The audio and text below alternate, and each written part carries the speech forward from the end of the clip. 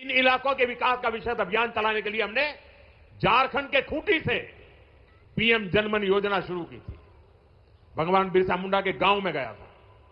उस मिट्टी को माथे पर चढ़ा करके मैंने आदिवासियों के कल्याण के संकल्प लेकर के निकला हुआ इंसान हूं। और देश का मैं पहला प्रधानमंत्री था जो भगवान बिरसा मुंडा के घर गया था। और आज भी भगवान बिरसा मुंडा के परिवारजनों के साथ मेरा उतना ही गहरा नाता रहा है। पीएम जनमन योजना पर 24,000 करोड़ रुपए खर्च किए जा रहे हैं। साथियों, धरती आबा जनजातीय ग्राम उत्कर्ष अभियान भी पिछड़े आदिवासी गांवों के विकास की नई गाथा लिख रहा है। देश भर में अब तक 60,000 से अधिक गांव इस अभियान से जुड़ चुके हैं। इनमें से हजारों गांव ऐसे हैं जहां पहली बार पीने का पानी पाइपलाइन से पहुंचा है और सैकड़ों गांवों में टेलीमेडिसिन की सुविधा शुरू हुई है। इस अभियान के तहत ग्राम सभाओं को विकास की धुरी बनाया गया है। गांवों में स्वास्थ्य, शिक्षा, पोषण, कृषि और आजीविका पर सामुदायिक योजनाएं तैयार हो रही है। यह अभियान दिखाता है कि अगर कुछ ठान लिया जाए तो हर असंभव लक्ष्य भी संभव बन जाता है। साथियों, हमारी सरकार आदिवासियों के जीवन से जुड़े हर पहलू को ध्यान में रखकर काम कर रही है। हमने वन उपज की संख्या को 20 से बढ़ाकर करीब 100 किया है। वन उपज पर एमएसपी बढ़ाई। हमारी सरकार मोटे अनाज, श्री अन्न को खूब बढ़ावा दे रही है, जिसका फायदा आदिवासी क्षेत्रों में खेती करने वाले हमारे आदिवासी भाई बहनों को मिल रहा है। गुजरात में हमने आपके लिए वन बंधु कल्याण योजना शुरू की थी। इसको आपको एक नई आर्थिक मजबूती मिली। और मुझे याद है जब उस योजना को मैंने शुरू किया था तो महीनों तक अलग अलग आदिवासी क्षेत्रों से लोग मेरा धन्यवाद करने और मुझे सम्मानित करने के लिए आते। इतनी बड़ी परिवर्तनकारी थी। मुझे आज खुशी है कि भूपेंद्र भाई उस वन बंधु कल्याण योजना का विस्तार कर रहे हैं और अब उसे जनजातीय कल्याण योजना के रूप में नए विस्तृत कार्यक्रमों के साथ आपकी सेवा में प्रस्तुत किया जा रहा है। भाइयों बहनों, आदिवासी समुदायों में सिकल सेल ये बीमारी एक बहुत बड़ा खतरा रही है। इससे निपटने के लिए जनजातीय इलाकों में डिस्पेंसरी, मेडिकल सेंटर और हॉस्पिटल की संख्या बढ़ाई। 6 दशक तक राज करने वाली कांग्रेस ने आदिवासियों को उनके हाल पर छोड़ दिया था। आदिवासी इलाकों में कुपोषण की समस्या थी, स्वास्थ्य सुरक्षा की समस्या थी, शिक्षा का अभाव था, कनेक्टिविटी का तो नामो निशान नहीं था। यह अभाव ही एक प्रकार से आदिवासी क्षेत्रों की पहचान बन गई थी और कांग्रेस सरकारें हाथ पर हाथ धरकर बैठी रही। लेकिन साथियों, आदिवासी कल्याण भाजपा की सर्वोच्च प्राथमिकता रही है। हम हमेशा इस संकल्प को लेकर चले कि हम आदिवासियों के साथ हो रहे अन्याय को समाप्त करेंगे, उन तक विकास का लाभ पहुंचाएंगे। देश को आजाद तो 1947 में हो गया था। आदिवासी समाज तो भगवान राम के साथ भी जुड़ा हुआ है, इतना पुराना है।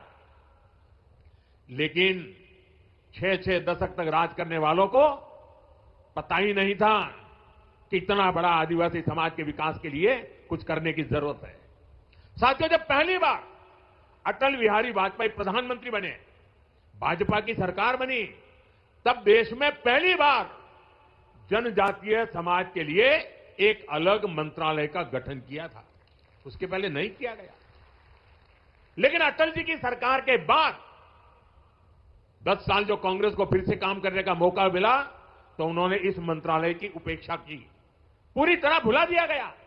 आप कल्पना कर सकते हैं 2013 में कांग्रेस ने जनजातीय कल्याण के लिए कुछ हजार रुपए की योजना बनाई। कुछ हजार रुपए, एक जिले में 1,000 रुपए से काम नहीं होता है। हमारी सरकार आने के बाद हमने बहुत बड़ी वृद्धि की, उसके हितों की चिंता की। हमने मंत्रालय के बजट को बढ़ाया और आज जनजातीय मंत्रालय का बजट अनेक गुना बढ़ा करके हमने आज जनजातीय क्षेत्रों के विकास का बीड़ा उठाया है। शिक्षा हो, स्वास्थ्य हो, कनेक्टिविटी हो, हर क्षेत्र में हम आगे बढ़ने का प्रयास कर रहे हैं।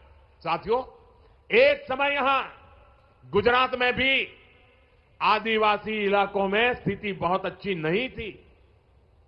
हालात ये थी कि अंबाजी से उमरगांव तक पूरे आदिवासी पट्टे में एक भी साइंस स्ट्रीम की स्कूल तक नहीं थी। साइंस स्कूल नहीं थी। डेडियापाड़ा और सागबारा जैसे इलाकों में विद्यार्थियों को आगे पढ़ने का मौका नहीं मिल पाता था।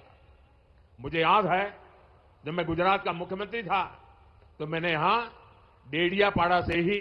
नमस्कार किसान भाइयों, प्रधानमंत्री मोदी जी ने किसानों के लिए 10 बड़े ऐलान किए हैं। साथ ही पीएम किसान योजना के अंतर्गत आने वाली किस्त जो है 19 नवंबर को डलेगी। 2-2 हज़ार रुपये पीएम किसान योजना के अंतर्गत जो 21वीं किस्त आनी है 2-2 हज़ार रुपये की, वो 19 नवंबर को डलने वाली है। किसानों के खाते में, करोड़ों किसानों के खाते में पैसा आएगा। और साथ ही प्रधानमंत्री आवास योजना के अंतर्गत गरीबों को 3 करोड़ गरीबों को आवास योजना का लाभ मिलेगा। पहली किस्त 35,000 रुपये की जारी की जाएगी किसानों के गरीबों खाते में।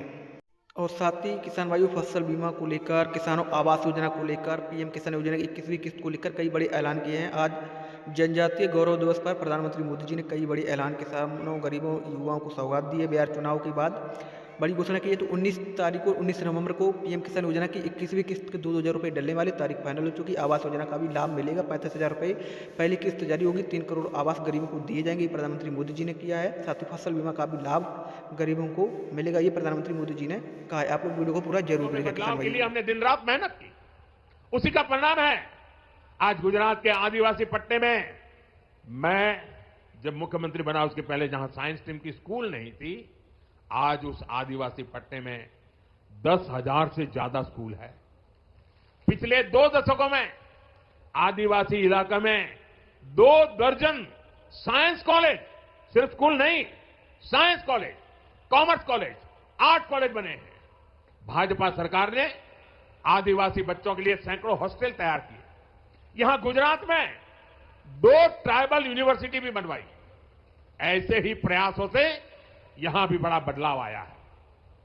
20 साल पहले जो बच्चे अपना सपना लेकर मुझसे मिलते थे, अब उनमें से कई डॉक्टर और इंजीनियर है, तो कोई रिसर्च फील्ड में काम कर रहा है। साथियों, आदिवासी बच्चों का भविष्य उज्जवल बनाने के लिए हम दिन रात काम कर रहे हैं। बीते 5-6 वर्षों में ही केंद्र सरकार ने देश में एकलव्य मॉडल आदिवासी स्कूलों के लिए 18,000 करोड़ रुपए से ज्यादा खर्च किए। छात्राओं के लिए स्कूल में जरूरी सुविधाएं उपलब्ध कराई गई। इसका नतीजा यह है कि इन स्कूलों में एडमिशन लेने वाले ट्राइबल बच्चों की संख्या में 60% की वृद्धि हुई है। साथियों, आदिवासी युवाओं को जब अवसर मिलते हैं तो वो हर क्षेत्र में बुलंदी को छूने की ताकत रखते हैं। उनकी हिम्मत, उनकी मेहनत और उनकी काबिलियत, ये उन्हें परंपरा से मिले हुए, विरासत में मिले होते हैं। आज खेल जगत का उदाहरण सबके सामने है। दुनिया में तिरंगे की शान बढ़ाने में आदिवासी बेटे बेटियों ने बहुत बड़ा योगदान दिया है। अभी तक हम सब मैरीकॉम, थोनाकल गोपी, दुती चंद और भाईचुंग भूटिया जैसे खिलाड़ियों के नाम जानते थे। अब हर बड़ी प्रतियोगिता में ट्राइबल इलाकों से ऐसे ही नए नए खिलाड़ी निकल रहे हैं। अभी भारत की क्रिकेट टीम ने विमेन वर्ल्ड कप जीतकर इतिहास रचा है। उसमें भी हमारी एक जनजातीय समाज की बेटी ने अहम भूमिका निभाई है। हमारी सरकार आदिवासी इलाकों में नई प्रतिभाओं को तलाशने और उन्हें आगे बढ़ाने के लिए लगातार काम कर रही है। जनजातीय क्षेत्रों में स्पोर्ट्स फैसिलिटीज को भी बढ़ाया जा रहा है। साथियों, हमारी सरकार वंचित को वरीयता के विजन पर काम करती है। इसका बहुत बड़ा उदाहरण ये हमारा नर्मदा जिला भी है। पहले तो ये अलग नहीं था, वो भरूच जिले का हिस्सा था, कुछ सूरत जिले का हिस्सा था, और ये सारा इलाका कभी पिछड़ा माना जाता था। हमने इसे वरीयता दी, हमने जिलों को आकांक्षी जिला बनाया और आज ये विकास के कई पैरामीटर्स में बहुत आगे आ गया है। इसका बहुत बड़ा लाभ यहां के आदिवासी समुदाय को मिला है। आपने देखा है केंद्र सरकार की कई योजनाओं को हम आदिवासी बहुल राज्यों और वंचित वर्गों के बीच जाकर ही लॉन्च करते हैं। आपको याद होगा 2018 में मुफ्त इलाज के लिए आयुष्मान भारत योजना लॉन्च हुई थी। ये योजना हमने झारखंड के आदिवासी इलाके में रांची में जाकर के शुरू हुई और आज देश के करोड़ों आदिवासी भाई बहनों को इसके तहत 5 लाख तक मुफ्त इलाज की सुविधा मिल रही है। सरकार ने आयुष्मान आरोग्य मंदिर की शुरुआत भी आदिवासी बहुल छत्तीसगढ़ से की थी। इसका भी बहुत बड़ा लाभ जनजातीय वर्ग को मिल रहा है।